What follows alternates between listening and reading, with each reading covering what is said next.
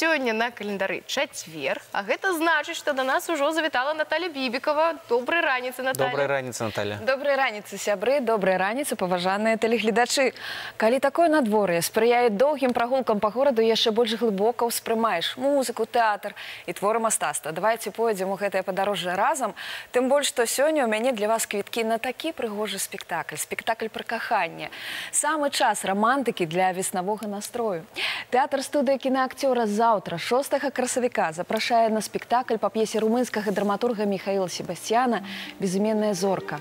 Усе мы добра памятаем стужку Михаила Казакова, якая зазяла не толькі на савецкай прасторы. У Румыніі выканаўца галоўнай ролі Ігор Касталеўскі ператварыўся ледь не ў нацыянальнага героя.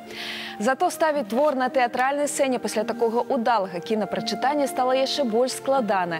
І ўсё ж знаходзіліся тыя, хто не баяліся параўнанняў і браліся за п'есу Михаила Себастьяна. Сярод іх галоўны рэжысёр тэатра студыі кінаакцёра Александр Яфрэмаў. Станцыя, уздоўж якой імкліва праносіцца іншае жыццё, прыгожае, яскравае, напоўненае водарам дарагіх духоў, станцыя, на якой не спыняюцца хуткія цягнікі. Людзі, якія з-за фіранак назіраюць за жыццём адзін аднаго, падглядваюць, нават калі спяць. Арганізавана ходзяць у кіно, бо адсутнічаюць іншыя забавы і не даруюць тым, хто пазбягае грамадства. І сярод гэтай атмасферы зараджаецца пачуццё зоркі з іншай галактыкі Моны і настаўніка Марынам Міроем. Жадаеце атрымаць у падарунак квіткі на гэты спектакль, тэлефануйце і адказвайце вось на якое пытанне. У канцы 60-х п'еса была экранізавана на радзіме пісьменніка у Румыніі, аднак фільм не атрымаў поспеху, нягледзячы на тое, што галоўную ролю ў ім сыграла выдатная знакамітая актрыса. Назавіце яе імя. Вось так, тэлефануйце, адказвайце і плануйце культурны адпачынак. А ў мяне для вас яшчэ некалькі падзей, якія варта наведаць.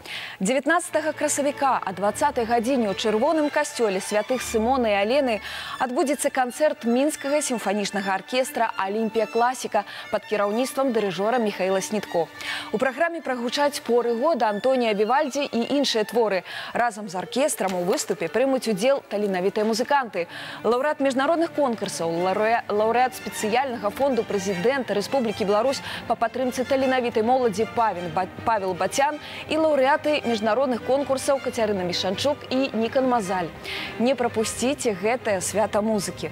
І яшчэ адна прапанова культурнага адпачынку. Нацыянальны гістарычны музей Рэспублікі Беларусь запрашае на выставу работ Сальвадора Далі. 10 гадоў столькі спатрэбілася сусветна вядомаму мастаку, каб удыхнуць жыццё ў адзін з самых грандыёзных творчых праектаў, серыю акварэльных ілюстрацый да боскай камедыі Данте. Вучэнне пра сутнасць быцця, вытокі духоўнасці, філасофія і багаслоўе, сплеценыя разам яркімі вобразамі і выдатным складам, паэма Данте скрозь стагоддзі служыць крыніцай натхнення для літаратуры і жывапісу.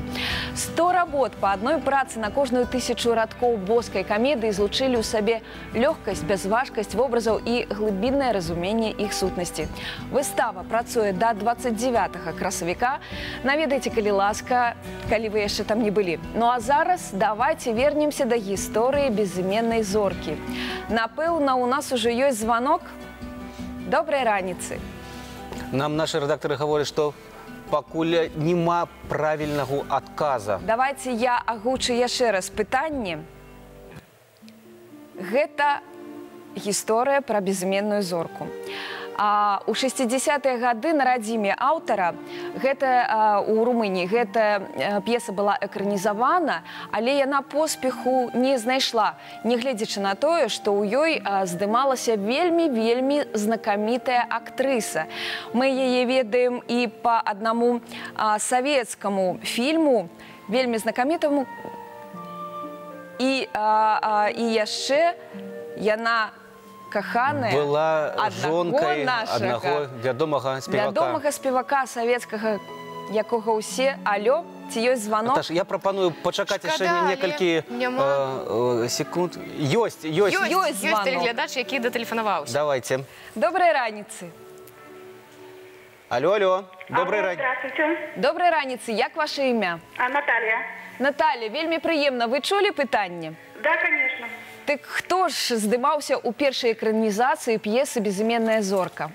Ну, я думаю, что это Марина Владимировна. Так, гэта Марына Владзі. Сапраўды, дзякуем вам вялікі, Наташа, за ўдзел, за то, што вы паспелі датэлефанавацца.